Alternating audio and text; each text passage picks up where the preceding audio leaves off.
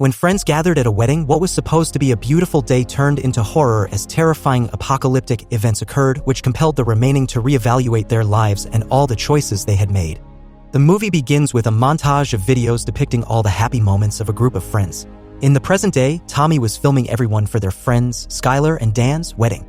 Tommy captured every single thing, moments of them joking around during the preparation, the vows, the tears of the bride and groom, happy and proud smiles on everyone's faces as they watched their friends tie the knot, and the excitement during the reception.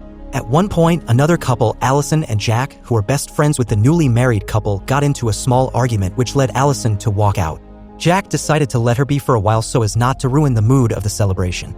Tommy, on the other hand, followed Skylar's parents into the elevator, filming a wholesome moment between the old couple. The three of them were all smiling until they heard a strange noise and the elevator acting up. Next thing Tommy knew, the older couple had collapsed on the ground with their eyes wide open, dead. He screamed for help as soon as the elevator doors opened, but realized that the same thing had happened to a large number of people all over the world. The group of friends gathered together and ran to safety along with everyone else, not having any clue of what was happening. After a strange lighting outage, the group went out to find somewhere safer to stay when they were startled by something dropping on the ground. When Tommy checked what it was, he realized that it was a huge piece of solid ice, and as if on cue, it started raining solid ice.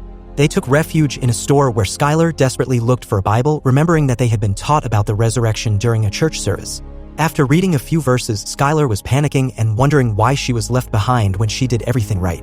The others, though they did not believe what she said, decided to just comfort her. They proceeded to leave the store to go looking for Allison, who had left before the apocalyptic events. Jack wanted to go to 45 North, believing that she was there, but both Tommy and Skylar insisted on going to the church as it was the place Allison always goes to after fighting with Jack. The group, along with a girl named Sam who tagged along, went to the church. It was eerily quiet as they walked through the darkness and destruction when they heard a shrill trumpeting followed by an explosion. Then they heard the sound of fluttering wings and something suddenly grabbed Skylar. When they found her, whatever creature had grabbed her had already dropped her on the ground. Dan carried his wife, and they rushed to the church where they were led in by a pastor named Shay. Skylar was brought to another room to get treated while Jack and Tommy reunited with Allison. Dan pulled Skylar into an embrace to comfort her as a woman named Rachel tended to Skylar's wounds. Dan tried to distract his wife as much as possible to make things a little better for Scylla, who was sobbing in pain.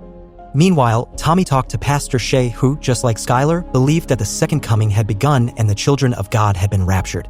Those who dropped dead were believers, and they were taken to heaven by God to save them from the tribulation that would take place all over the world. Those who got left behind are the non-believers who weren't blessed with the gift of salvation.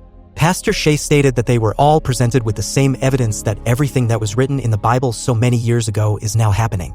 It just depends on the conclusion one wishes to draw from it. When Pastor Shay asked Tommy what he thought attacked Skylar, Tommy answered aliens, which caused Pastor Shay to laugh and say that soon they'd find out exactly what those unseen creatures were outside. New survivors came in, and one of them was a pregnant lady who was already in labor. The mother asked to hold her son and cried when she realized that her baby boy was gone.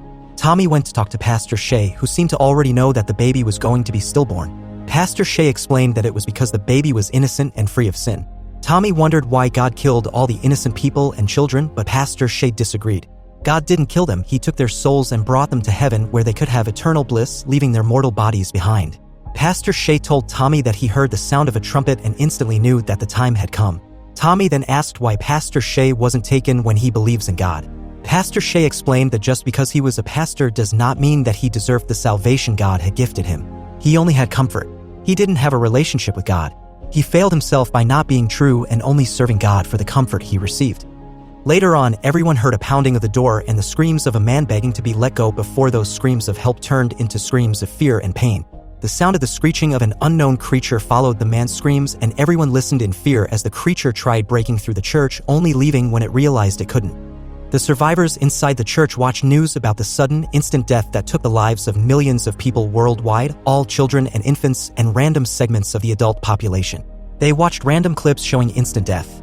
Following this is the news about the unusual weather patterns, a group of animals randomly dying, and those remaining seemingly in frenzy.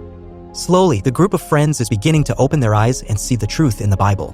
Inside a room, Tommy, Allison, and Jack were watching the video Tommy managed to take when Skylar was attacked by the creature when Pastor Shay joined them. The pastor explained what was written in Revelations 9 while they continued watching the video, slowing it down to see what the creature looked like. In Revelations 9, the fifth angel sounded his trumpet and opened the abyss. The sun and sky were darkened and locusts fell upon the earth.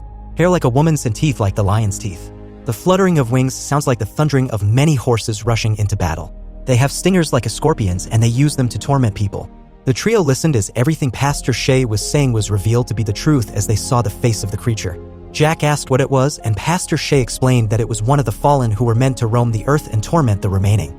The trio was horrified upon learning that this is just the beginning and that things are only going to get worse. Skylar, on the other hand, was becoming more and more distressed due to the overwhelming fear and pain she was feeling. Rachel pulled Dan away and told him that Skylar's wounds were getting infected and she didn't have an antibiotic to help her.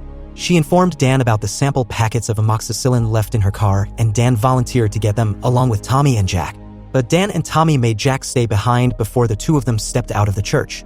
They were hurrying to look for Rachel's car when another car's alarm was triggered by a man who was oddly calm despite everything that was going on. The duo walked past him and went straight to Rachel's car, taking a duffel bag and rummaging through it to find the sample packets of amoxicillin. Dan found it and they were about to go back to the church when something hit the front of the car. They hid inside the car and waited in silence until one of the fallen attacked the car. The duo stayed put while the fallen were desperately trying to get to them when the strange man from earlier approached the creature, declaring that the power of God would compel the fallen. The fallen attacked the man, and Dan and Tommy took their only chance to run back to the church while the fallen were busy with the man. Jack saw them approaching and opened the door to let them in before immediately closing it. Rachel took the sample packets of amoxicillin and went back to Skylar. That night, while the group was trying to rest, Tommy was still filming. When Jack claimed that he loves Allison, Tommy seemed to be in disbelief as he remembered all the times Allison came to him, pouring her heart out about Jack, who couldn't even love her properly. Jack and Tommy got into an argument that compelled Tommy to admit that he was in love with Allison too. Following Tommy's confession of love for someone else's girlfriend, Dan also made a confession that he had cheated on Skylar before they got married. After the sudden confessions, the group decided to call it a night, and Dan returned to Skylar. The next day, Rachel checked on Skylar's wounds and told Dan that she couldn't do anything for Skylar anymore. The wound is still worsening, and Rachel doesn't think Skylar will last long before she succumbs to her wounds.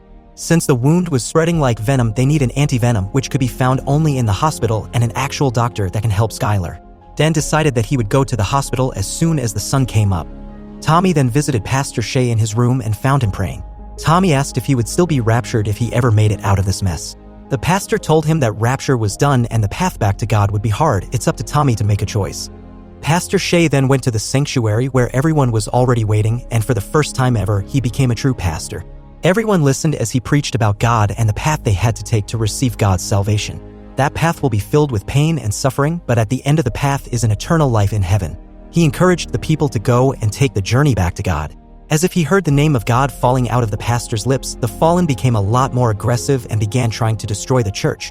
The church can no longer hold it, so Pastor Shay told everyone to go to the basement. Everyone screamed in fear as they raced to the basement and closed the door behind them. They hear the fallen banging around to get to them, and then Rachel screams. They opened the door to let Rachel in, but it was too late as the fallen had pulled her back. Pastor Shay apologized, telling everyone that the fallen was there for her as he was the bridge that would lead them back to God. There was only one way out, and Pastor Shay made up his mind to sacrifice himself. He opened the door, and the fallen immediately took him. The next day, they didn't hear the sound of the fallen anymore and decided to get out of the basement and out of the church. Dan carried Skylar as the group went to the hospital and noticed people leaving the building. They saw a nurse guiding an injured woman out of the hospital and asked for her help, but the nurse disagreed as they were going to the relief center on the riverfront bridge. But Skylar didn't have that much time anymore. Dan, Sam, and Allison stayed with Skylar while Tommy and Jack went deeper into the hospital to search for anything Skylar might need. Then Allison heard a screeching sound somewhere in the hospital, and when she looked at the dark hallway, she noticed a quick movement. Tommy and Jack heard the same thing. They checked where the sound was coming from, but it was only a dead body falling down. Meanwhile, Dan was softly speaking to Skylar. The two of them spoke of their love for each other before Skylar took her last breath. They cried, mourning for Skylar. Instead of crying the whole time, Allison sat beside her and prayed to God. But Dan hated this. He couldn't understand why they had to pray to a God who took Skylar from them. He went outside and screamed at the skies, screaming how much he hated God. Tommy and Jack saw it, and they panicked when a fallen man killed Dan. Allison, on the other hand, got Sam to film her as she told whoever that they didn't have much time left on Earth and they had to make a decision. The lights in the room behind Allison flickered, and Sam gasped in fear when she saw the shadow of a fallen. Tommy and Jack hurried to get back to Skylar, and Tommy grieved when he realized that she had passed away. They continued searching for both Sam and Allison when Tommy saw Sam's phone on the ground. He opened it and watched the video of what happened. Sam and Allison were running away before the phone fell to the ground and Allison was seen being taken away by the fallen. Jack came back and noticed Tommy staring somewhere, and when he turned to look, he saw a dead Allison and ran to embrace her. Sam came out of her hiding and Tommy comforted her. Tommy approached Jack and told him that they should go, but Jack refused, not wanting to leave Allison. When Tommy said that he was going to stay too, Jack calmed down and finally agreed to leave. They arrived at the riverfront bridge where there was a military camp and stood by the fire while watching Allison's last video.